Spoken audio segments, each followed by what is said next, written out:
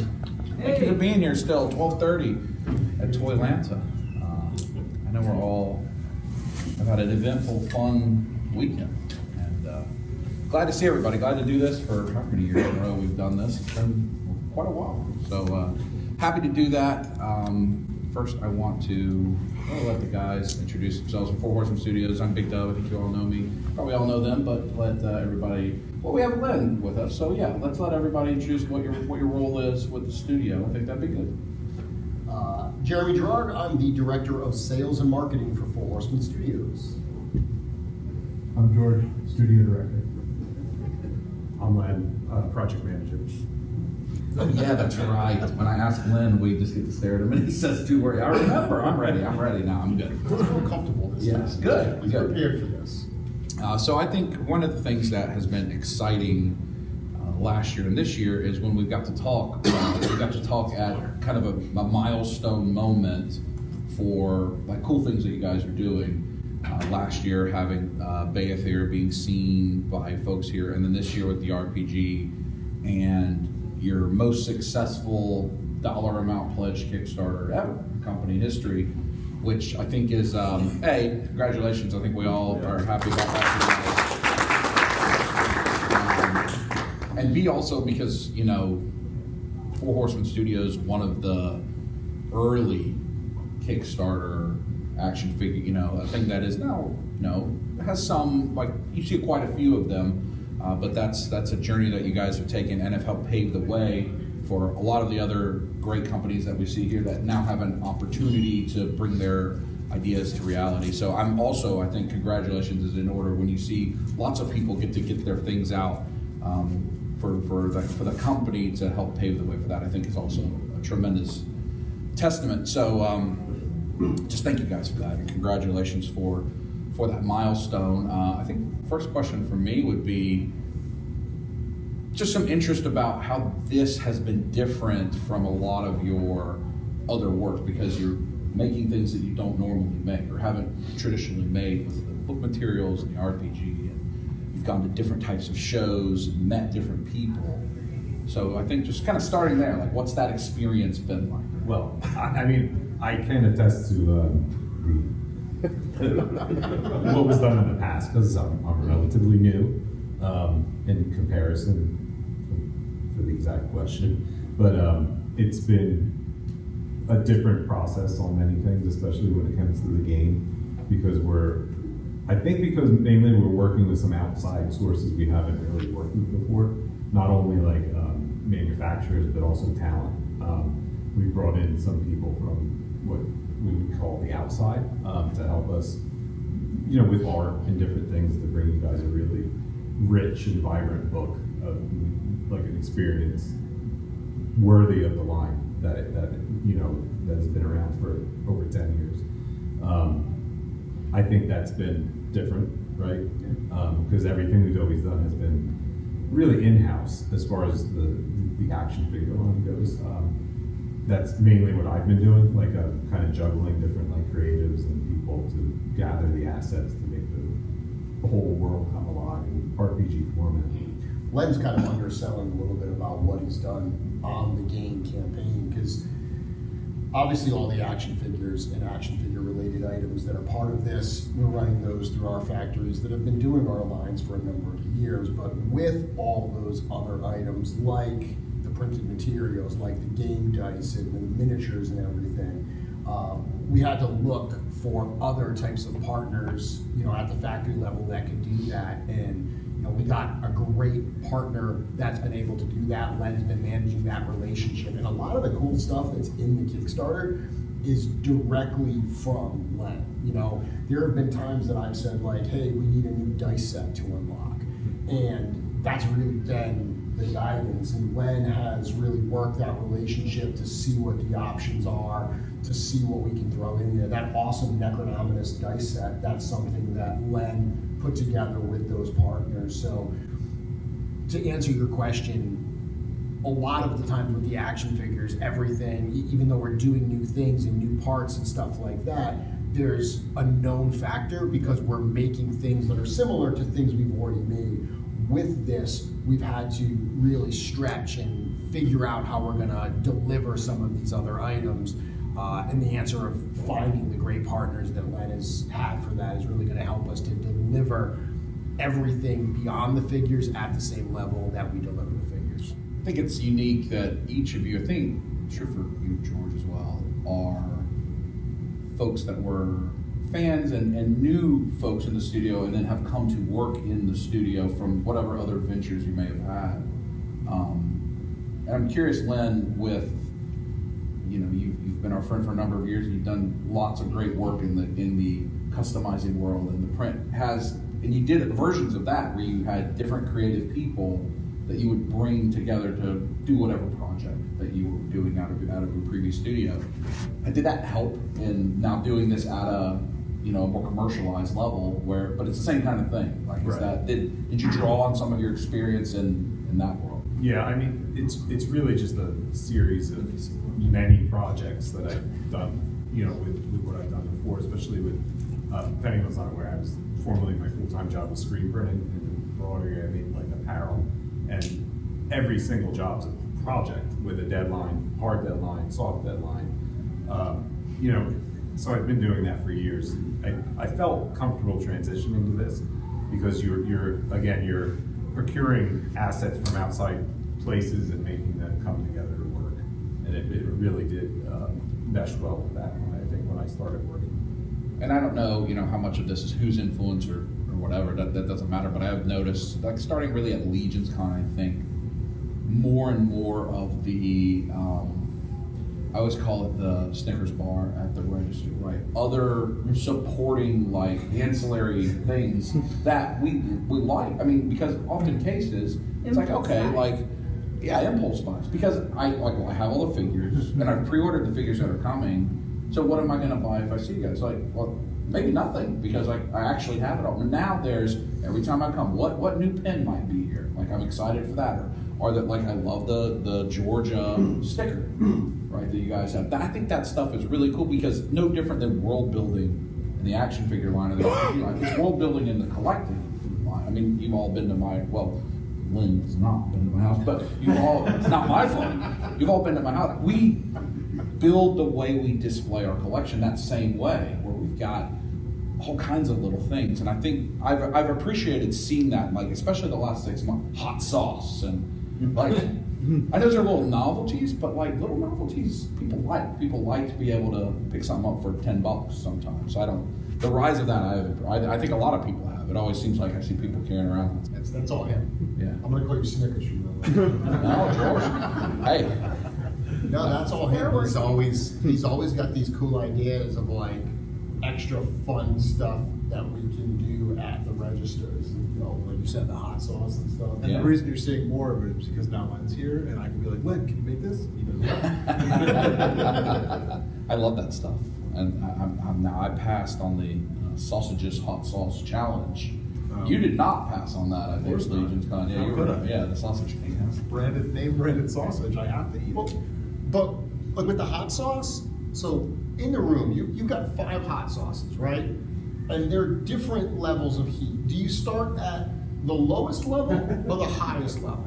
Should be low. Hot, the worst. Hottest, get it out. Let's When do go. you lose? Let's see what we're in for. Because then you don't have taste buds left. When do you lose the ability to? I mean, taste, according to like, Hot midway Ones, you through, know, so it doesn't I'm- matter. let's see what we're doing. Like, Thank you. Yeah. Well, that's what he did. He started with the Red Death. I've only tasted one. And if you've seen the video, he takes a bite and then immediately starts hiccuping and says, nope, I'm done. And he starts sweating immediately. I think it works like the PlayStation trophy. If you do the hardest version, you automatically You win. get the others, right? Yeah, they're all unlocked. Yeah. Yes. That is right. That is right. Capsaicin is an additive, so it would make every other less hot sauce not spicy at all compared to Yeah. the So then you spicy. really felt like the champ. Yeah, I only tried it. If you've never been to Legion's Con, that's the type of thing that you can randomly find in a conference room at Legion's Con. Is hot sauce sausages on display. If that's a plug for it. But so, I think a question I've had is for the owners, and as the company has expanded and more people get to have input and creative, and so then has the product lines. How do they feel about a lot of now we have a lore book, and now we have an art book, and now we have these things? I'm interested, with, most of us know the way they operate, but, I'm sure it's cool for them to see the expansive categories of things as well, for Eric, Jim, CB. I mean, they're always very supportive of the silly things we want to try when we do these, when I come up with stupid ideas and then Len runs with it. They've been very supportive in letting us try those things. And, as long as it can cover itself, we're okay doing it. Still business. That kind of thing. And some of the stuff, is stuff like the skateboards. Eric is big into skateboard culture. He loves, he collects old decks. He has a huge collection of skateboards already. So he was all in, with us doing skateboards. He loved that idea. So some of it we don't have to pitch very hard. And, they usually, as long as we can justify why we want to do the thing like that, they usually are cool with us trying it. And what with the RPG, what made me think of it is when, I think maybe the first post of the setup at San Diego Comic-Con, the comments I saw the most was, there's pencils?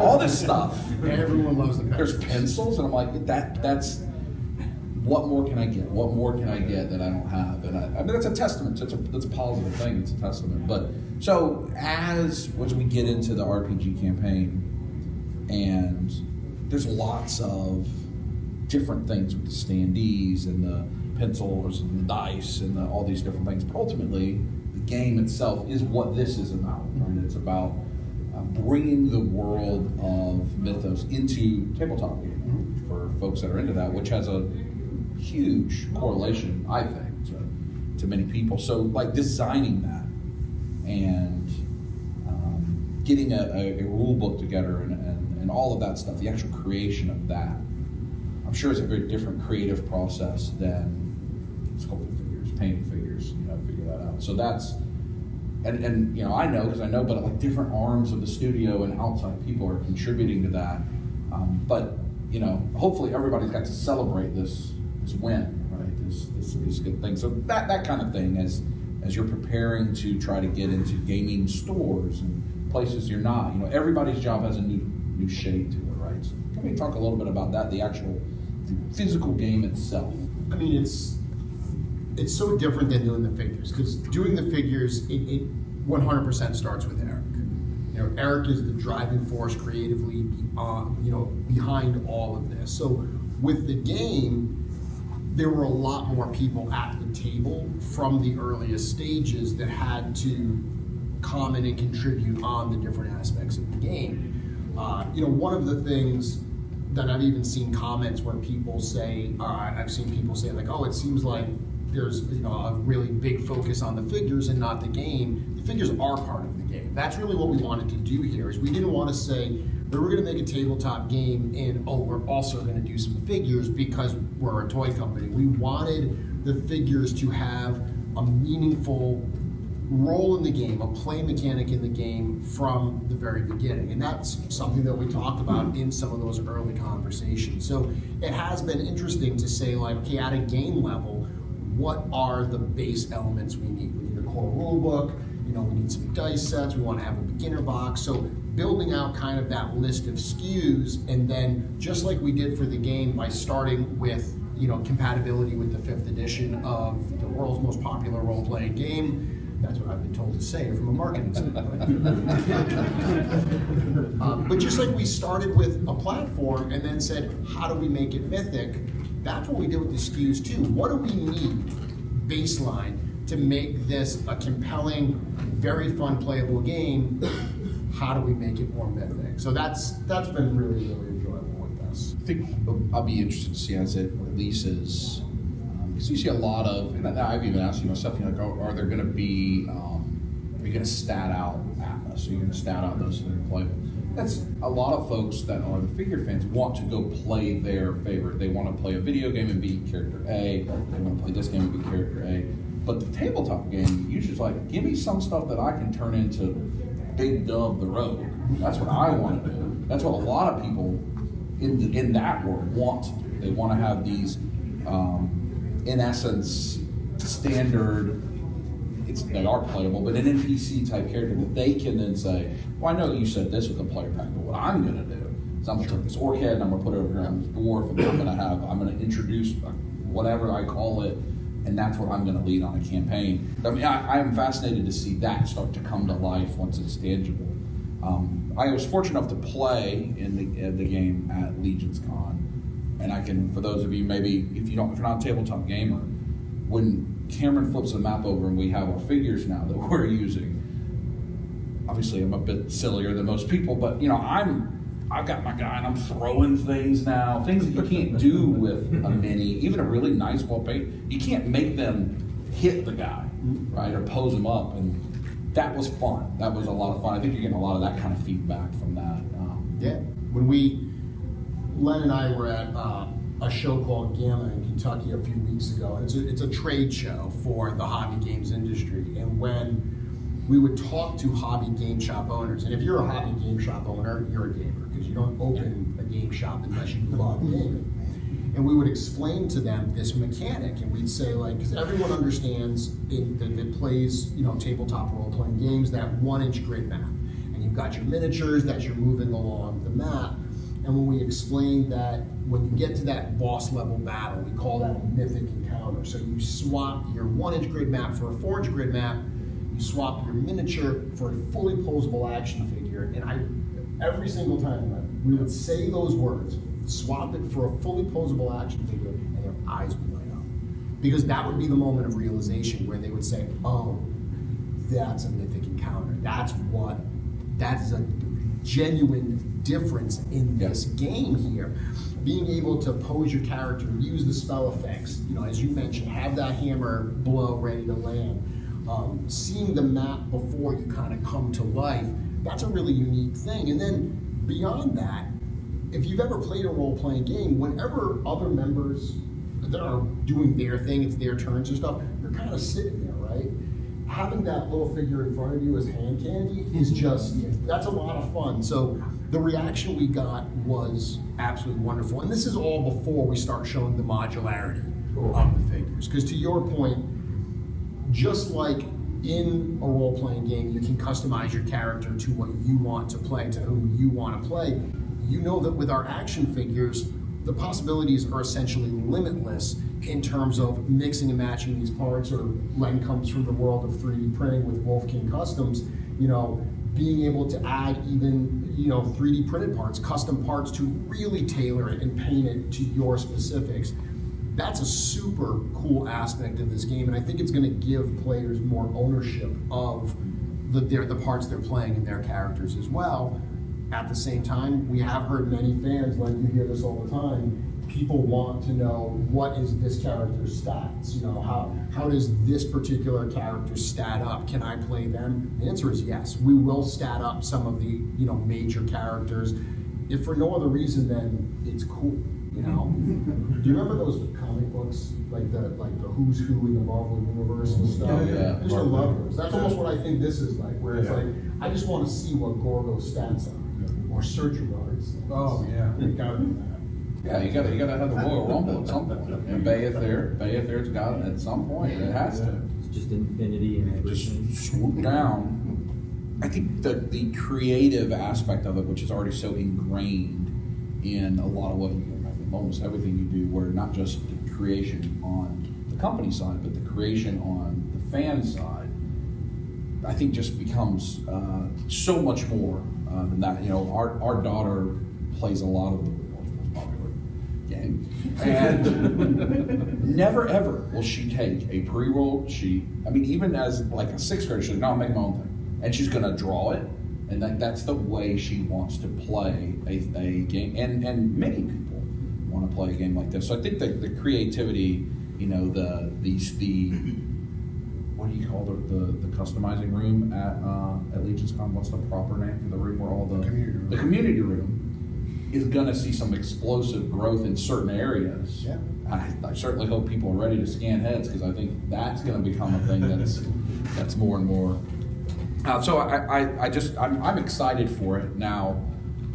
In this campaign, that is active. It ends Saturday or something? Yeah, it's coming Saturday, April 4th at 9 p.m. Eastern.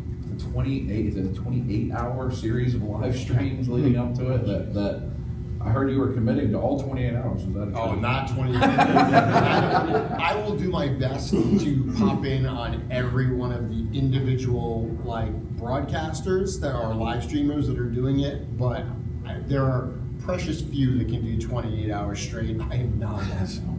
Especially not after a convention week. That's a hard. So Especially not after 8 p.m.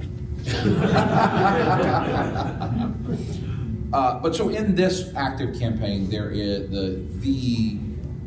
there's a campaign book, right? There's the story book. That's for the dungeon for the game master.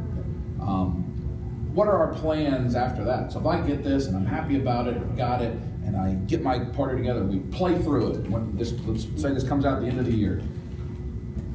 Am I done? Do I not get to play anymore? Or is there going to be another, more? Is there plans for more stories for to tell? No, that's it. Yeah. No, of course not. Of course not.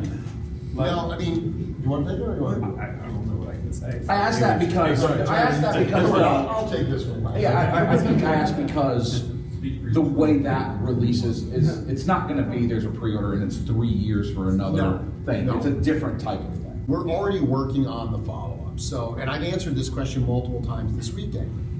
Is this a one and done?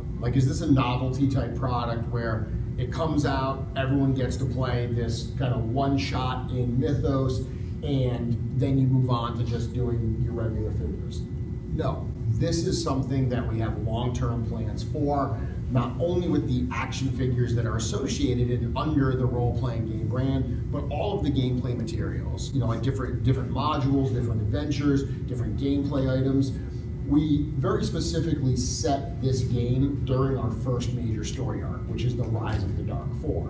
And if you know the action figure lines, you know that we kind of released Arethyr, Alithia, Poxus, Necronominus in that order. And that's the Rise of the Dark Four. That's how these four iconic evil characters are called back to the realm of Mythos by the Legions of Dark. The game is going to mirror that. So we are putting the game pretty much starts, this is the second age of Mythos. It is before the return of Arethyr. So the events that you are going to be a part of, whether you're eventually going to be, again, you could play a named character if you want. If you want to play Attila, you absolutely could. But if you're, like Adora, and you want to make your own character, you're being dropped right into the start of these events. So the releases that we are going to put out from a narrative standpoint, from a product standpoint, they're going to kind of mirror that. So everyone that enjoyed, over the last 5 years, us releasing Arethyr, Alithia, we're kind of doing that again. We're kind of going back and we're saying hey, let's rethink how we're doing that, but let's broaden it. Let's add story to it. We've also got the actual book coming out that is the lore book. This all runs parallel to that. One of the things we've been very careful to do, and Len can attest to this, is any of the writing that's being done on the game from an adventure standpoint, Eric and myself look at all that content to make sure that nothing that's being written conflicts with stuff that we've either already got out there or stuff that hasn't been released publicly yet, but we know. So very much this, especially with the success of this Kickstarter, this is just release number 1. We're going to continually be releasing stuff for the game. And Lynn mentioned about working with folks outside the studio. Within the Kickstarter campaign, you featured several of the folks that are working on different elements of this. I think it's important to talk about that some. This is folks that are also well known in a lot of this area already. So some of the people that are writing their art or whatever, I think it'd be cool to spotlight them a little bit here for folks. Sure. I think going back to what Jeremy said, what is very exciting about the toy line is the fact that it all comes from Eric's mind. It's all a one-person driven look, feel, and that's why there's such consistency over the years to the figures, because it's one person's really vision on how it should look. We kind of went back to that for this, where we chose one person to do all the layout and kind of like art editing for not only the core rule book, but all the books that we're doing in the first wave, to give it that also give it that same consistency, and that's Emil Whitman, which a lot of you know. Emma. I know you're gonna watch it. Emma. I can say it. One day I'll get it right. I have worked with him before in projects, and I know how he is very particular about everything, and he's doing a wonderful job. Did a wonderful job with the book and everything involved with it. It's a lot of work, but it gives us that like constant, like same look through everything. As far as artist goes, I would say that we're working with Max Dunbar, who's incredibly talented individual, because he came to us through the Archon project. Can I say that? Please do it. Okay. Yeah, He did the cover for the box set, and when he did it for us, we were like, "This is amazing!" Like this blew us away, and the way it frames, like you're kind of missing some characters, and we wanted to use it for some other parts and components that we're releasing for packaging art. So he's doing that with us too. So Max is going to do all the packaging art for the products for the Kickstarter wave, which is phenomenal. It just gives us a really different look. Will he be doing the character art on the packaging or just the game stuff? Probably mostly just the game stuff right now. I don't think the packaging is gonna have like individual illustrations of those figures on it. But to Len's point, I mean, so like, yeah, we met Max through our partnership with Joe Manganello on the Archon, the Cruel Infinite Legions. And, you know, Max had done a bunch of art, the concept art for Joe, and we needed to get that concept art from Max. I think it was actually last year's Legions Con, but we said, hey Max, we want to use some art to wrap some of our cases. Is that something we can work with you on? And he was so gracious. It was just like, here, everything you need. And we just like struck up a great conversation, and like we do oftentimes, we're like, we want to work with you. Like, this has been really cool. We've got to do more. So him coming into that, and you know, other people like Sean Andrew Murray, he did the Game Master screen, and similar. He came to us. We loved his art. Eric loved his art. We hired him for a project, and then before you know it, we're friends, and we're talking about other things that we can do together. So yeah, it's that type of stuff. It's exciting because these artists want to work in the world of Mythos. Like they love what we make, and they love the stories and everything, and they get into it, and it's really cool to see. It's really cool. Well, and just broadly across your product lines, you've expanded art, like who's working the art on different things, which I've appreciated as a person that's grown up loving fantasy. That is what fantasy is. You get lots of different artists depicting elements of things to build that out, to let you, so this person sees it this way, and this person sees it this way. And I think it's been exciting seeing just all of it's good, and just seeing different people's takes on different things, and even just the layouts and that stuff. It's been very enjoyable to see. One of the things that's cool too, I don't know how much we've talked about this, but some of the photography in like the core rule book and stuff is from our fan community. You know, since the earliest days, you know about this, since the earliest days of the line, you know, when people were making customs and 3D heads and doing all this, the question that was asked, like, are we okay with this? And other toy companies told the studio, you're crazy for letting people make parts for your figures, and the studio embraced them. We created a whole con in November around kind of the artistry of our community. So, you know, that idea to actually leverage the fan photography community, the toy photography community that's already shooting this, to get content for the books, bringing the community into the project in a very, very tangible way is something that I think is super cool that we really haven't emphasized that much. No, we haven't. Yeah, we obviously there's going to be a ton of Trevor's photography in it, but you're going to see a lot of things from names you all know from the Cabal or just around the community. I think a lot of you are going to be really surprised by some of the names because it's cool. They were really, really excited to, you know, for me to reach out to them to contribute to the book, and I think it's going to really add a really cool element to it that you guys are going to love. From project perspective, ideals, all this other stuff, was there one piece of this entire project that gave you concerns? Can we actually get this made or created? That sort of would have been a game stop. In other words, we can't do it because we can't do this. Was there any one little thing that caused you concerns in the development, manufacturing, everything? I can't really think of any one single thing. Because when you do a project, Sure. Yeah. you're trying to line up all the materials, all the sources, and this and that. I was just wondering if there was any one that made you go. Luckily, we've paired with like some pretty amazing factories that can do everything. Yeah, Like I it's, mean, you know. One of the things, like, it kind of contradicts what we were saying earlier, how this is different than making toys, but it's also exactly the same. It's still going to a factory, asking them to do this thing, and then delivering it. As long as we can stay on top to get the quality we want and make sure that they're doing the things the way we want, it's exactly what we do already. Like, it is just like making toys. Like, we print already for the toys because we make backer cards for all of them in boxes. So like, we know print factories, we know packaging factories. We had some of the new factories we work with, they do some different materials and some different things like dice and things like that. We didn't have a dice factory, but the new factory we're partnering with does that. So it's still the exact same manufacturing process.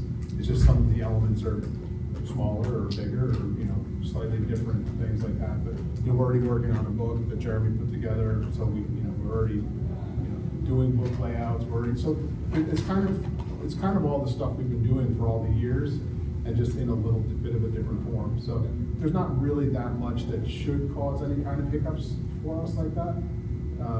Chris and I went last July to the factory and visited them, and kind of made sure that they were up to the standards we want. And they're doing stuff that there were rooms we went in and we had to lock our phone in a box, and because they're doing stuff for people who are much bigger than we are in that space, in that in that community of gaming. So they were certain that they can do what we want.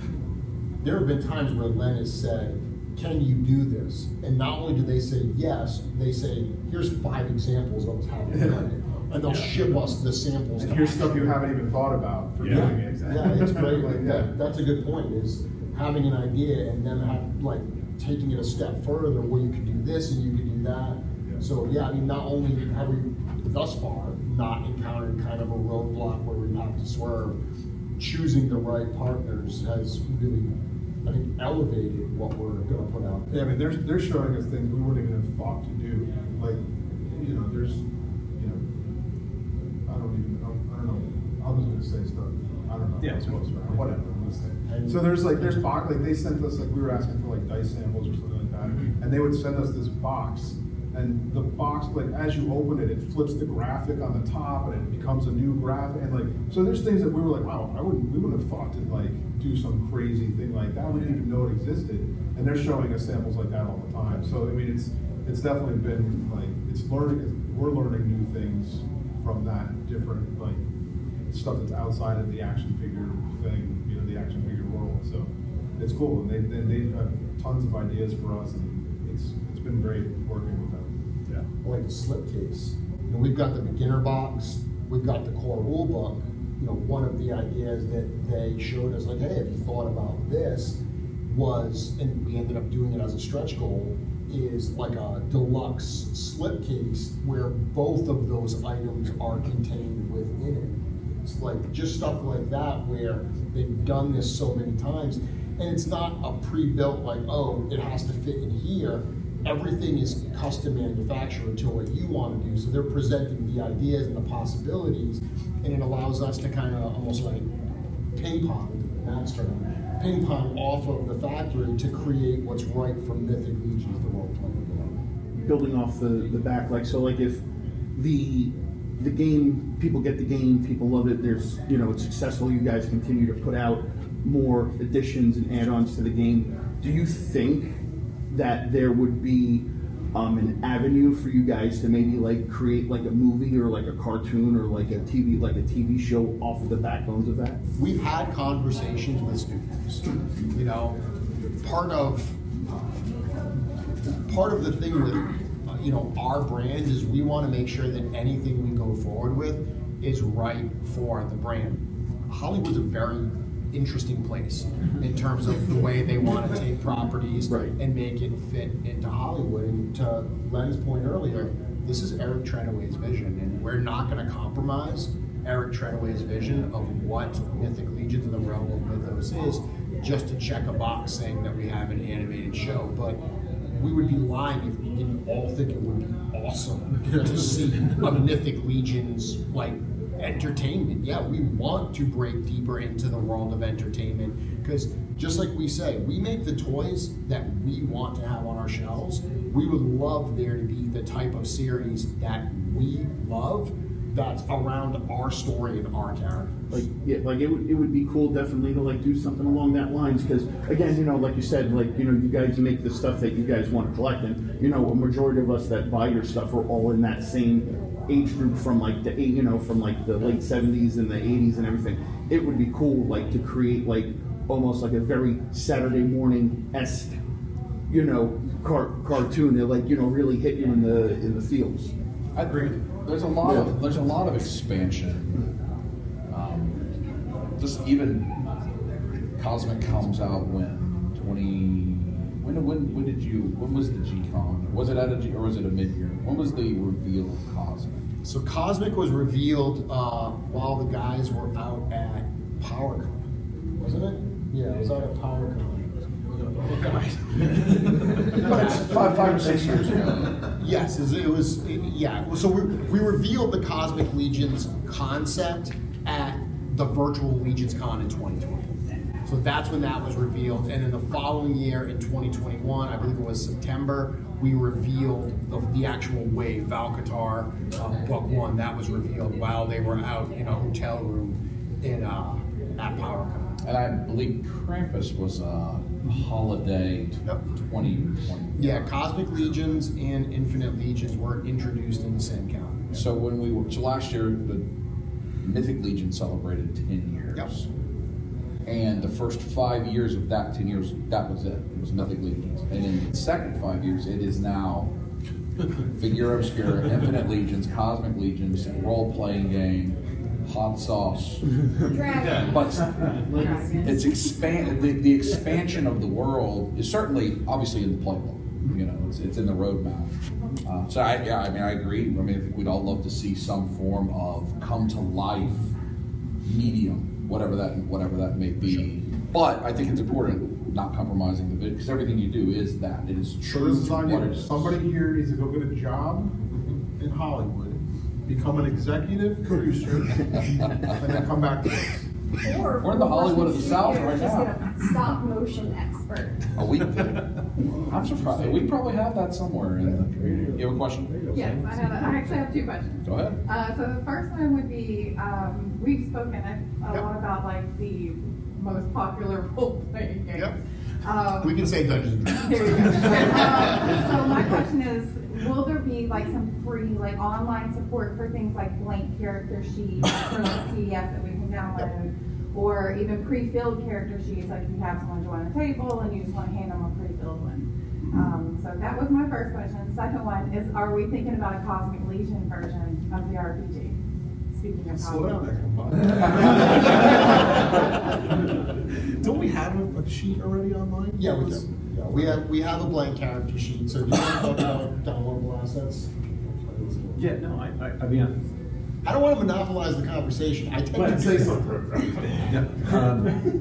you mean, yes, there's downloadable forms now, but Okay. they're not final yet. Gotcha. There definitely will be. The box set will come with a number of unfilled sheets and a code for PDF, so you can download and print all of them if you want. Perfect. And there's Never gonna have enough. be, yeah, there's gonna be pre-filled pre-gens for the game itself that's in the box set.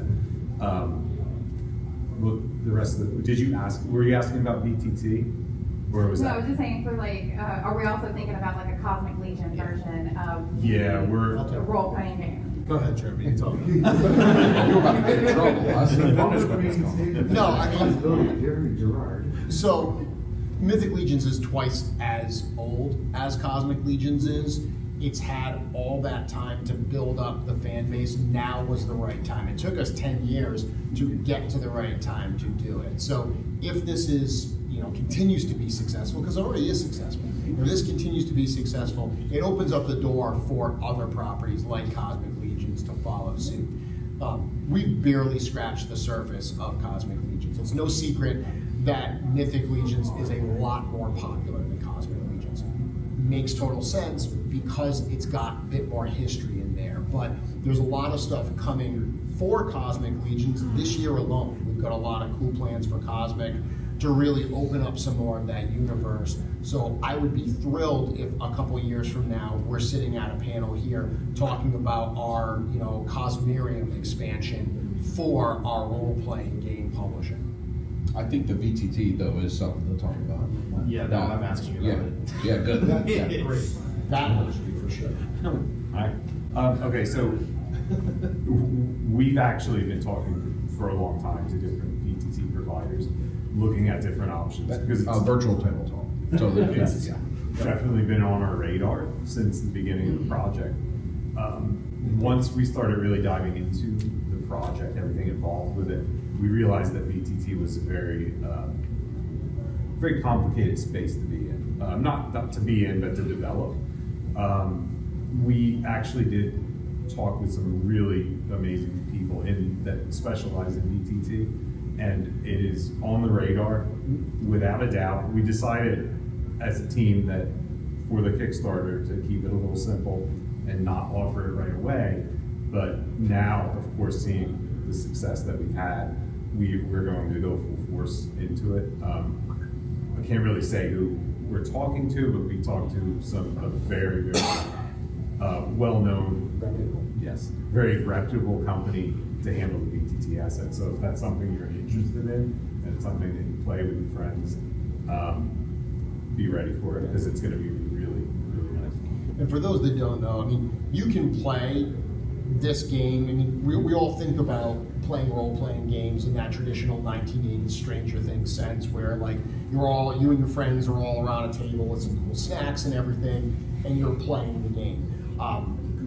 With COVID and everything, a lot of people started playing online through stuff like Zoom. You could do either of those two things with this game, but virtual tabletop kind of formalizes that. It adds a lot of features that you wouldn't just get through Zoom. So to Len's point, when we started developing this, building something like this is in some ways kind of like trying to change the tires on a race car while it's racing down the track. We're live with a Kickstarter, we're doing all this, and we're adjusting on the fly and coming up with new ideas. And we've got the game largely done, but we don't want to be so set in stone that a great idea that should be part of release 1 can't make its way in. So we made that decision that, hey, while we're trying to build this, if we're also trying to do virtual tabletop version, any change we make to 1 has to be made to the 2nd as well. So we're genuinely doubling our efforts. So that's why we said, let's get the release out there, let's get it into people's hands, and then the virtual tabletop that's on the roadmap will be a follow-up. Yeah. One of the things I think that was attractive to me about Cosmic was your Dio sets. Is there a thought of doing something like that for the RPG, like your loot box, or like the treasure chest, or Environments, extra weapons or things like that, like artifacts? Don't just say anything's possible. Don't just say anything's possible. He's trying not to incriminate himself. So one of the ideas that we had that we thought would be really cool, and this is not available now, but we thought it would be really, really neat, is stuff like loot packs, where it's almost like blind bag, like magical items and weapons and stuff like that. Because when you play a role-playing game, there's a sense where when you find treasure, you have to roll dice to see what that treasure actually is. Sometimes the game master, it has to be a very specific thing they're finding, so that's part of the story. But other times it's it could be one of any of these things. Well, how cool would it be if instead of rolling for it, you actually have a little baggie that's blind bag, and you give it to somebody, and they open it up, and that's their magical item, and it's got the stats and everything. and now you can put that weapon or magical item on your action figure. So now they just acquired something. That's cool. Yeah, I think that, so like when you talk about using the figures, one of the components of a game is often, That's like the on first this turn, I'm readying my spell, because I can do that when A and B and C happens, and you can tangibly do it now. Like, I think things like that, again, bring the more the life with the bigger things you can, because you know, if you're playing with minis, you get this itty tiny, I still probably buy those too, but I think that's also the other thing. It just makes it more, you're just playing with your friends more, like it just makes it cooler. I will say that I think the like community test of that idea just proved passed. Yeah. Everyone's like, yeah. But yeah, I mean that tangible aspect of, I mean, even a player finds something and they say they go into, you know, the little the kind of armory or whatever, and they want to trade that sword for something else. I mean, you can literally physically trade. You can take their sword and give them the axe. So there's going to be a lot of cool aspects for that. And then if you're not playing the game and you simply want to like plus up your figures and everything, if you're, you know, you want extras for your action figure collection, yeah, they work well for that too. Like I have Hero Quest and I play Hero Quest, and they have an app that allows you to play solo. So it, like the app becomes the game master for you, telling No you. friends at all. No, obviously. But yeah, I just didn't know if that was even a conversation you guys even talked about. Like it's so you can still play the same adventures that come in the books and stuff, but it's basically computer game master giving you the story and what you can do. We've talked about how would a single player situation look in the game. We don't have a solution for what that is, you know, because there's, I mean, in a sense, it's kind of like old school choose your own adventure books, right? Yeah. Which I have deep nostalgia for. But there's so many variables. Like a choose your own adventure book, it starts a certain way. Right out of the gate with a game like this, it's like, okay, well, what profession and what species are you? Typically called class and race in other games. Right there, that's an insane amount of variables. So there's definitely a lot of challenges to the idea of single player, but it's something we've talked about because we did have a lot of people say, like, what if I don't have people to play with, or I don't have people to play with, so I don't want to back the game. But that's also where stuff like the virtual tabletop comes in, because that's the whole point of that, is if you don't have a local group, I mean, we've got an amazing community of fans. There's lots of people that have this same situation where they're like, I have no one local to play with. That's where stuff like the digital gaming is going to allow people to not have to play on their own. Just message Len. Plan their own. I heard, I think you told me You're earlier, ready. message Len, go play a game. For the community. I have a question. Good. So, when we are doing this panel a year from now, are we going to be looking at a third straight year of some giant project that is wrapping up at Toylanta? Is this the new business model? I have been, I would know, have been asked that a surprising amount of times. Like, you're not asking the right person. I don't know. I don't know that there will be another huge project, you know, at this time next year, but I will tell you that we scheduled this project with Toylanta in mind. When we were looking at the calendar saying, when do we do the RPG? This period of time where Toylanta falls, this is the bookend of an incredibly busy time for us. ZoloCon in Pennsylvania is always like right at the end of February. In a lot of ways, that's kind of starts our con season.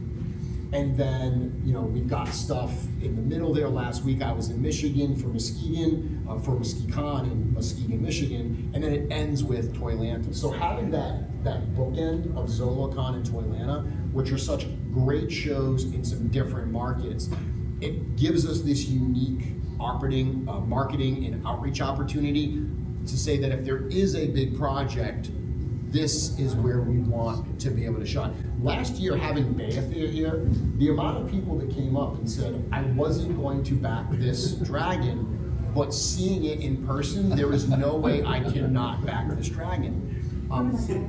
There is something, we say all the time, like, why do we do things like, you know, the touring figures and show figures and stuff like that? Because we want people to have an incentive to come see us, because this is important. Community, one-on-one, meeting us, talking to us meeting you, talking to you, that's important. So having this opportunity to launch something, having those figures in the case, knowing that this show is going to set us up really, really well to, you know, hit our final week, you know, with that foot on the gas. I can't ask for anything more. We broke $1 million while we were out here at Toylanta. You know, that's. For them, by the way. I know. So will there be a big project like this next year? There's a chance.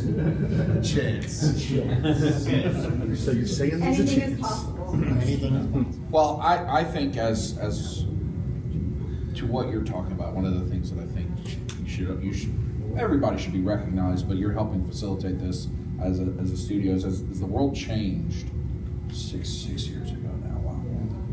And most of us in our workplaces and various things became almost more alone, right? Because now I'm just staring at a screen all day or whatever it is. And your hobbies became, and leaps and bounds of innovation, but it made you feel more alone. That the things you guys are doing coming out of that helps us feel more connected in person. You've made a concerted effort to be very present all over the country over the last several years.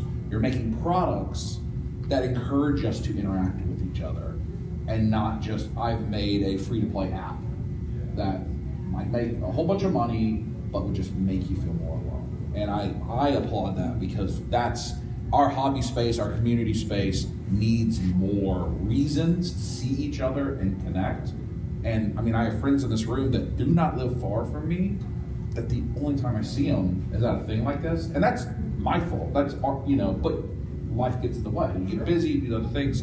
So I am grateful that the community aspect has always been at the front. But when the world changed and the decisions could have been made, let's go that way, it felt like there was effort put to go the other way. Can you tell me a little more about these money-making apps? Fortunately, my Apple account can tell you more of those, not for me necessarily. Yes. Yeah, I mean, as soon as we could get back out there, we talk all the time that one of the visual changes in this company and our fan base was ToyCon New Jersey. Like that first show after everything kind of opened back up from COVID, our Air There Wave was now in hand and on the table, and that was the point where I really feel like a switch was flipped, and the community really started coming out. The energy had built up so much, and yeah, I mean, we've embraced that. We want to be out and seeing people. We want to be a part of this, and not just behind the table at the shows. You know, every show we're at, we're in the lobbies, we're hanging out with everybody. Last night we were downstairs at Viking Alchemist, who were nearby in Georgia. They were doing samplings of their mead from their meadery out in the back of the hotel, and I was enjoying some of that. So yeah, it's important to be part of this community as well, not just in front of it. Yeah. Well, thank you guys. Thank you everybody. There's a few more hours.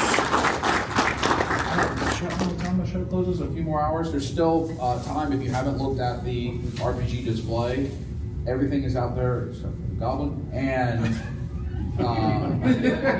there is plenty of stuff. Support the vendors that are here at the end, especially as folks that, you know, they don't want to take stuff home, and they'd be happy for you to take it with them, including these folks, I'm sure. And again, thanks. It's my honor to do this every year, and I enjoy it. And I thank everybody for being here. So let's wrap.